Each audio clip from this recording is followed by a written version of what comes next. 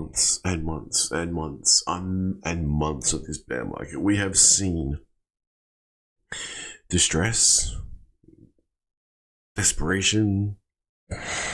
We've all been focusing on the color red. Now we can't help it because the color red is everywhere. But did you look at everything that is the color green? Maybe, just maybe now, people are going to start to do that. Now, if you are familiar with investing in any market, whether that be real estate, whether that be precious metals, whether that be Pokemon cards, you are probably aware of a self-fulfilling prophecy. Now, the definition of a is, as such, process through which an originally false expectation leads to its own confirmation. In a self-fulfilling prophecy, an individual's expectations about another person or entity eventually result in that other person or entity or crypto acting in ways that confirm the expectations. Now, without going too much deeper into this, let's have a look at the articles being put into place. Now, we are currently seeing about an hour ago, but now it's probably, let's have a look a little bit more.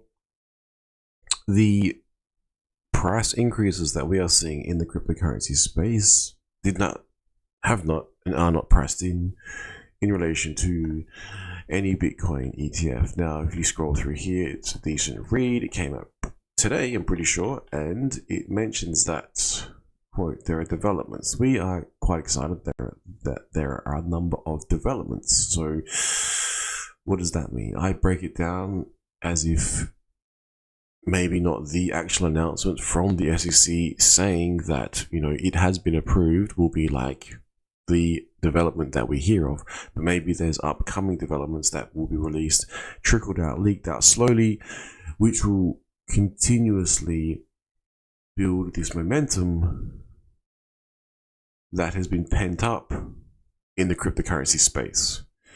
Kind of like a jack in a box.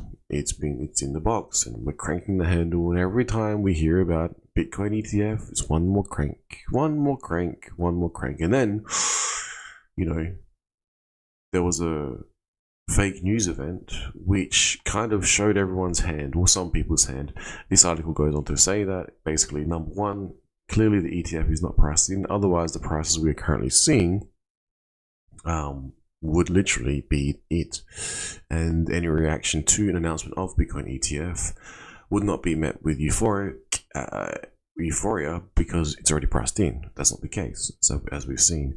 Now, number two, the amount of capital flow needed to significantly move the Bitcoin in this market is relatively low. Now, I don't think we're going to see $1 million Bitcoin, you know, in this cycle, but if you think about, if Bitcoin does X, then what can other cryptos, altcoins, do? Now, that's probably a good analogy, because if we look at crypto, I hate to use this site, but we'll go and pretend like coin market cap matters. It doesn't, but you know, people like to monitor it. If we see a movement of Bitcoin to say the 100K range within the next, I don't know, 5 years, from here, within 5 years, at some point, 100K Bitcoin, what is most likely going to happen to a lot of these altcoins if they survive and if they have a real use case, and if, of course, CBDCs aren't rolled out forcibly upon some countries? I don't know. That is another topic. Well, most likely, as we've seen, as the rising tide lifts, so too does all the other boats in the ocean. Now, going back to the actual cryptocurrency as it is at the moment, I don't know if you guys remember back when when ETH was not quite 1,600, but you know, Gray was about 50 cents. I think it might have been before CryptoKitties. I'm pretty sure it was before CryptoKitties. Now, the system was not clogged because of CryptoKitties, aka NFTs, that appeared to destroy, congest the Ethereum network. But basically, I remember a time when, you know, it was a few cents, and sometimes you'd be like, I'm going to go high priority, I want to, you know, chuck in 50 cents. Oh my god, it's so cheap to transact.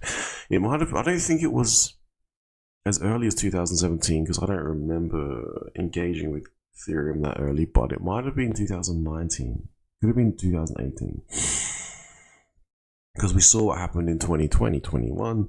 Well, 2020, we saw the doom, the gloom. Everyone was going through this huge, catastrophic global psychosis, I'd like to call it. But yet, some individuals in some cryptocurrencies were going through euphoric, emotions.